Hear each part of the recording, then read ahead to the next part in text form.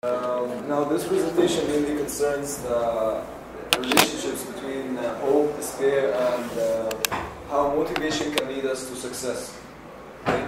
So there are many different ways of motivation that can make us get rid of failure and make us reach success. People who feel that they live in despair and they do not have any hope in life are actually mistaken, because if you lost hope by time or in a specific issue you lost hope, this does not mean that there is no more solutions for your problem. You can reach a solution, but by thinking that you have a way to motivate yourself. Hope that goes can come again.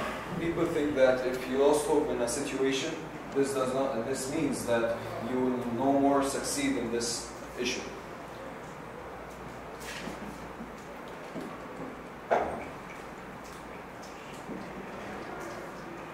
Okay, we are the cause of our own despair. People who put themselves in despair and lose hope, just as they led themselves to hopelessness, they can regenerate hope inside them and lead themselves to a better success, no matter what. Failure is not falling down, but refusing to get up. That's a Chinese proverb, a well-known Chinese proverb that shows you how people are the ones who led themselves into falling down. They can get up again and reach their goals, whatever happens.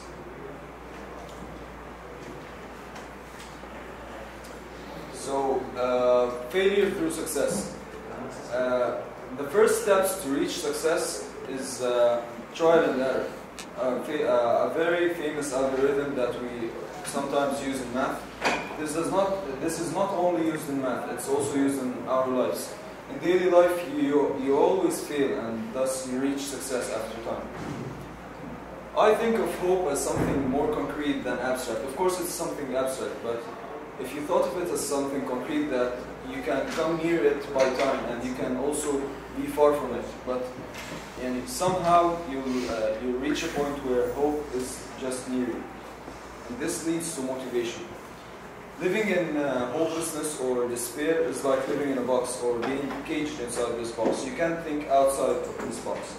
So you need to think outside of this box by motivating yourself by different ways that we're going to talk about now.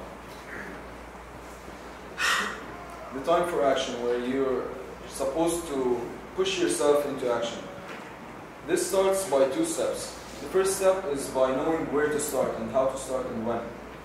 The second part is knowing the path in which you should motivate yourself or be efficient or sufficient to move in this. At the beginning, of course, motivating yourself or reaching success would be hard. You'd feel like, why would you do this if you have the time to lose, if you have the possibility of just sitting and not working over again. Knowing where to start. For example, if you had a quiz or a final or an exam that you needed to score high in it, you should know where to start. For example, knowing where to study from, your sources, your worksheets, whether it's a worksheet or a quiz you study from, that makes the beginning or the initial step. Then you're supposed to know the track in which you're going to succeed in. You should know whether you should plan a long plan, in which you should know whether it's you're going to finish this, whether you're going to finish this plan by the end of this week or by 2 weeks. This makes a difference. Knowing when is the deadline and some stuff. Being motivated. There are many different types of motivation. One of the types of motivation that are not so successful but they could work is being motivated by being feared from someone or something. Being feared from something or having fear from something makes you work towards this in order to just get over it or move on. Then you have another type of motivation in which you cooperate with other people. Cooperation is a very successful way of motivation or reaching success. It makes you win as a team, not only as an individual. Another example is Helen Keller. We all know that Helen Keller was a deaf person and blind too. She had this type of motivation or will inside her that she can succeed whatever happens. At the end, she was able to make her own book in which she speaks to people about herself, and she became famous overall. Another example is Muhammad Ali Clyde, which is a famous boxer.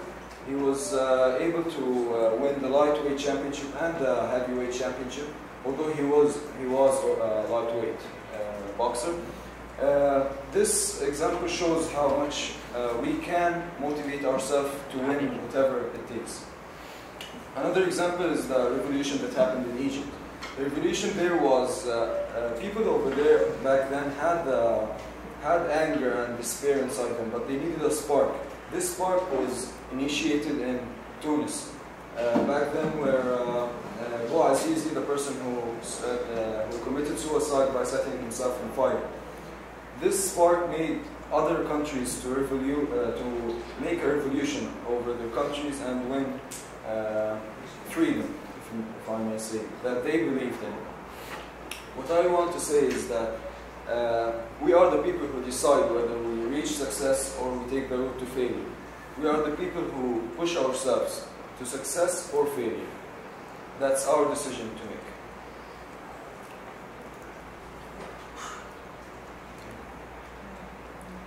And in my opinion, I may say that the will inside you is the most powerful type of motivation. Whether you like it or not, that motivating yourself from inside makes you more powerful to move inside the road to success.